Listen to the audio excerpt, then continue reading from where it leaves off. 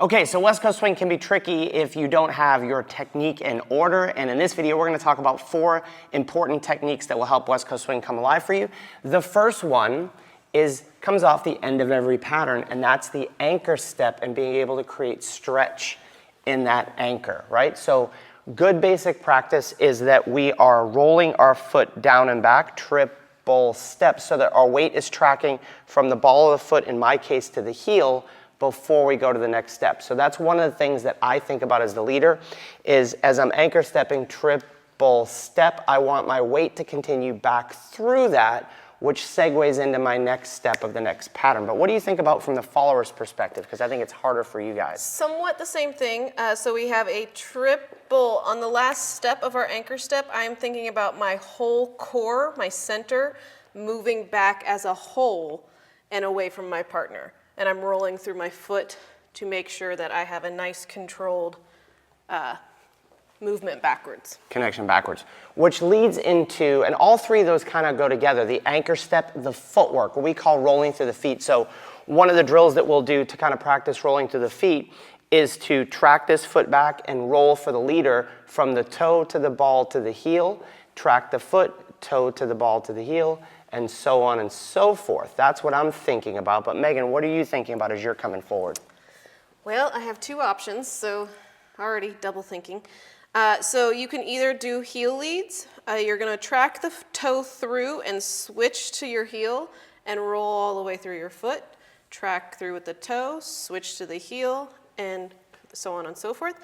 The Second other version option is just to stay on your toe and roll from toe to heel as you walk forward and maintain your connection away through that. Which goes into number 3, and that's why I said all these kind of work together, but we split them apart so you can think about them differently. Number 1 is that we're establishing a good anchor by rolling back. Number 2 is we're establishing a connection through our feet by rolling through your feet. Now, why is that important? Well, no one wants to dance like this, right?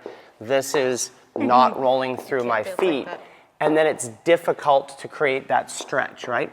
But number 3 is that we have to connect to one another. So good basic practices are that we are connected through our fingers, first and foremost. Sorry, Miss Megan, I keep giving you nothing. Number 2 is connecting to my elbow. And the way that I like to practice this is a left side pass.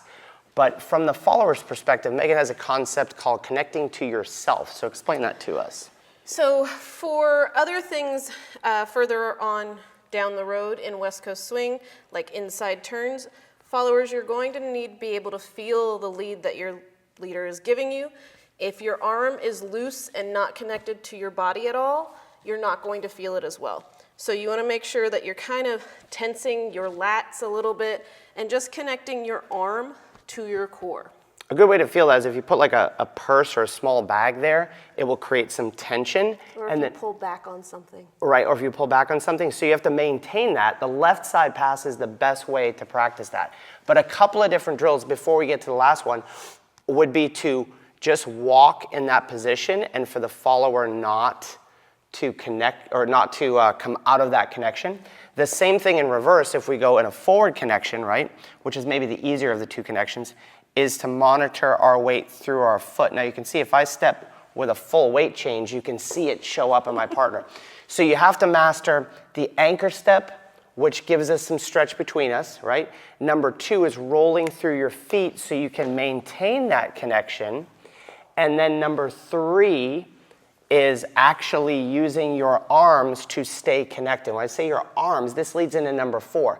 West Coast swing is a dance that has a lot of freedom. So if I've given Megan this connection here, if we freeze on count 4, 1, 2, 3, and 4, we've got good connection, we've managed our spaces pretty well, we're getting ready to anchor, but there's a lot of freedom. What I mean by that is if I leave this here, I can move somewhere else before I reestablish my anchor. So can Megan, right? We're on count 4. She can move somewhere else. Why don't you go that way? As long as we come back, because we've managed the skill 3 and 4. I've connected to my partner. I've told her the pattern's done. I leave this here. We're still connected. We have some freedom, and yet we're still good enough to reestablish that anchor in the stretch. So no matter how complicated our patterns get, boom, I actually led Megan in that. That was kind of fun. 3 and 4, 5. In this case, I'm just going to stay still, right? So the anchor step is my ability to roll my weight away and stay connected. Number 2, I have to have the ability to move through my feet. This is going to get into styling later, and I'm going to share some resources for that. Then maintaining that connection in all ways, right? Even whips, where we're maintaining the connection with our arms, with our bodies. And then finally, developing some ability to be free within that connection. But that leads into things like styling and spins and turns and musicality. We have a whole playlist right here, so if you want to dig into some higher level things that you can do for styling, musicality, spins and turns, you can watch this. If you want to cheat and just get 5 drills to improve your West Coast swing in 30 seconds, you'll want to download this video right here to up your game in 30 seconds for each drill.